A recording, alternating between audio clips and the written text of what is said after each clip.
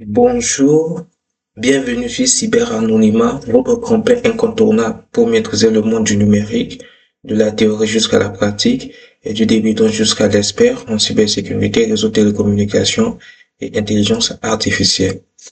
Nous y voici aujourd'hui sur carrière en cybersécurité. Là, c'est notre module 5. On va voir problèmes juridiques et éthiques. Donc ici, on tient juste à rappeler que la cybersécurité, c'est bien. Devenir expert en cybersécurité également, c'est une très bonne chose. Mais ce métier, c'est comme un couteau à double tranchant. Donc, c'est pas parce que tu es ingénieur en cybersécurité que tu as l'autorité, tu as le pouvoir de hacker n'importe quel système informatique, de pirater n'importe quel système. Non, il y a les lois après chaque action posée. Voilà. Donc, je répète encore, c'est pas parce que tu es ingénieur en cybersécurité, tu es expert en cybersécurité, ça te donne le pouvoir, le monopole de hacker les systèmes informatiques des gens. Non, c'est pas ça. Ça, c'est contre-éthique. Maintenant, on va voir l'expertise cyber. Donc, ici, qu'est-ce qu'il faut comprendre? Il faut comprendre que, en tant qu'expert en cybersécurité, soit ingénieur en cybersécurité, donc tu dois être comme un hacker, comme on peut dire, red hat, c'est-à-dire un chapeau rouge, un hacker malveillant, un cyber malveillant, un cybercriminel. C'est-à-dire, tu connais ce que un cybercriminel connaît. Tu peux te mettre dans la peau d'un cybercriminel parce que tu es capable de faire une injection par SQL. Tu es capable de faire une ingénierie sociale ou d'exploiter des failles.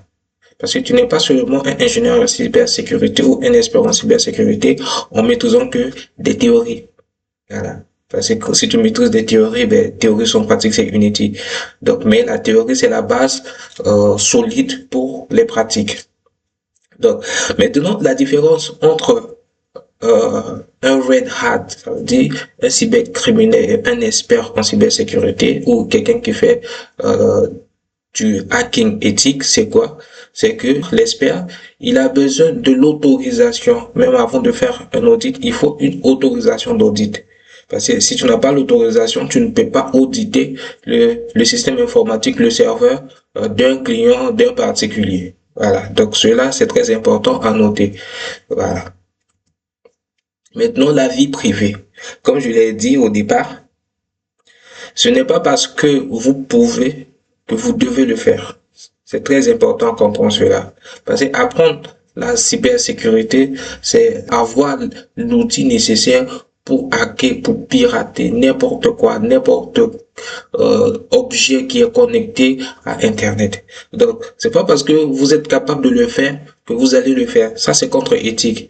Donc, je répète, je vais lire cette partie. En tant qu'expert, l'opportunité de pirater un réseau personnel peut se présenter, mais les conséquences sont réelles. Les conséquences sont réelles en quoi? En traçabilité.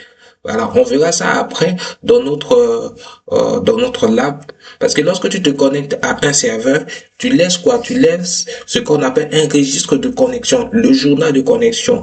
Ton adresse IP, oui, tu me diras que bon, tu vas avoir des proxys pour rendre invisible ta présence. Non, tu vas activer des commandes, des lignes de commande dans Kali Linux pour effacer tes traces, mais ça sera toujours difficile. Parce que quand tu rentres en contact avec un serveur, le serveur t'écoute et toi également tu écoutes le serveur. Donc, il y a obligatoirement un journal de connexion qui est automatique. C'est un journal d'événements que tu laisses lorsque tu attaques un serveur. Et cela, ça peut se remonter jusqu'à toi, même si la triangularisation peut être difficile, mais on peut remonter jusqu'à toi. Ok. Donc, le risque professionnel. Ici, c'est quoi? L'erreur d'un employé peut paralyser une organisation entière. Donc, les sanctions ne sont pas seulement disciplinaires. Il faut savoir que, en tant qu'expert en cybersécurité, lorsque tu embauches les personnes pour travailler dans ton cabinet, dans ta boîte, être, il faut vraiment être méticuleux sur les choses en fait, parce que l'erreur d'un de tes employés peut entraîner quoi? Peut entraîner une rupture de contrat avec tes partenaires, peut entraîner des poursuites juridiques, il peut entraîner également même des condamnations. Donc, en tant qu'expert en cybersécurité, lorsque vous voulez recruter des personnes, vraiment, faites très attention. Il faudrait également quoi? Il faudrait rappeler toujours des employés sur la notion de sécurité, la notion de gestion de données, la notion des risques. Voilà. La notion des risques de perte des données. OK. Donc, on va voir le cyberespace. Donc, le cyberespace, c'est un monde sans frontières. On vit dans l'omniprésence. Voilà. Donc, on peut accéder à tout, même si tu avais VPN, parce que la sécurité n'est pas garantie à 100%. Dire que non, mon système est inviolable, là, c'est un mensonge. Donc, on vit dans un monde de cyberespace, dans un monde sans frontières, où tout est donné, voilà. Donc, il faut faire très attention. Voilà. Donc, maintenant, on va voir le dilemme éthique. C'est-à-dire, on va étudier un cas pratique. Imaginez-vous, en tant que expert en cybersécurité, si vous arrivez à répondre à ces 5 questions d'éthique, alors, donc, vous n'avez aucun problème d'éthique. Donc, en termes de légalité, il faut toujours poser la question, est-ce que ce que je suis en train de faire respecte les lois en vigueur?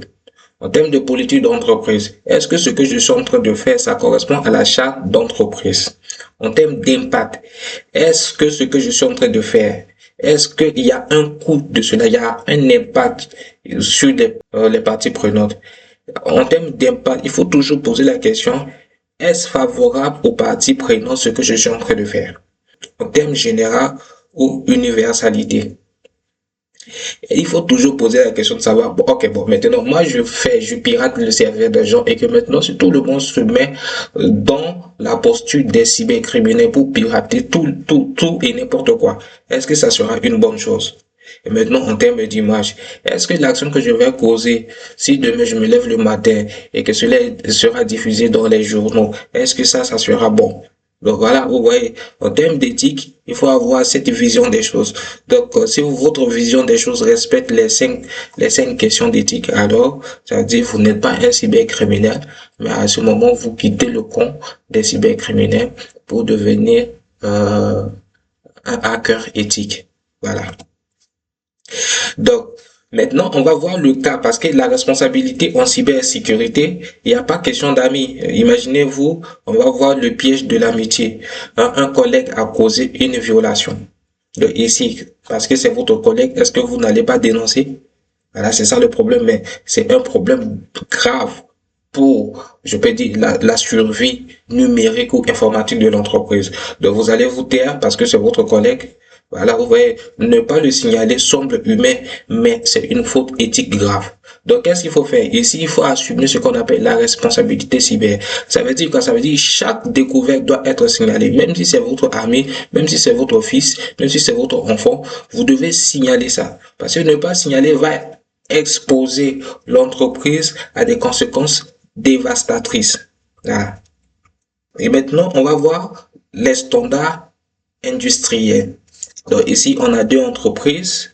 Bon, il y a une association et une entreprise parce que ça c'est quoi? Ça c'est une association à but non lucratif des ingénieurs en système de sécurité informatique. Tandis que Cisco, comme tout le monde le connaît, c'est une entreprise américaine spécialisée dans la fabrication des routeurs, des équipements informatiques. Donc, on a dit les leaders du marché publient des codes pour guider les employés. Donc, n'hésitez pas à aller sur le site de Cisco pour comprendre ou bien pour vous mettre à jour sur l'éthique professionnelle, pour avoir une idée sur les codes de conduite, pour avoir des notions sur la protection, les mécanismes de signalement anonyme. C'est très important. Maintenant, voici notre lab pratique scénario. Le firewall outrepassé. Voilà, c'est notre scénario. Situation. Lors d'un audit de routine chez Cyber Anonymat, vous découvrez qu'un administrateur système senior utilise un stockage cloud personnel Dropbox non approuvé pour transférer des fichiers clients sensibles car le VPN de l'entreprise est trop long. Mission. Appliquer le code éthique et définir le plan d'action immédiat. Ok. Donc, voici la correction de notre lab, étape de résolution de ce problème. Donc, étape numéro un, c'est l'identification. Qu'est-ce qu'il faut faire? Il faut consigner les logs de transfert et identifier les données sensibles compromises. C'est quoi le log de transfert? Bon, on avait expliqué déjà le log de transfert. Le log de transfert, c'est quoi? C'est un journal ou un enregistrement automatique des événements qui se produisent sur un système informatique. C'est ça qu'on appelle le log de transfert. Étape 2, évaluation éthique. C'est illégal. Là, ça rencontre déjà quoi? La violation PSSI. C'est quoi la violation PSSI?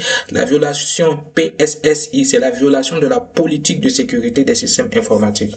Donc là, ça viole déjà la politique de sécurité informatique, ce que l'ingénieur senior est en train de faire.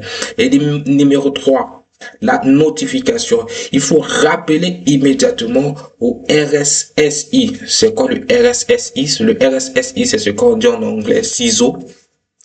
Le RSSI, c'est qui d'abord? Le RSSI, c'est le responsable de sécurité du système informatique ou CISO. Ça veut dire quoi? Ça veut dire Chief Information Security Officer. Donc, il faut informer le responsable du système informatique de l'entreprise que ce que le responsable senior est en train de faire, c'est pas logique. Voilà. Donc voilà, c'est ici que s'achève notre programme d'aujourd'hui. Voilà.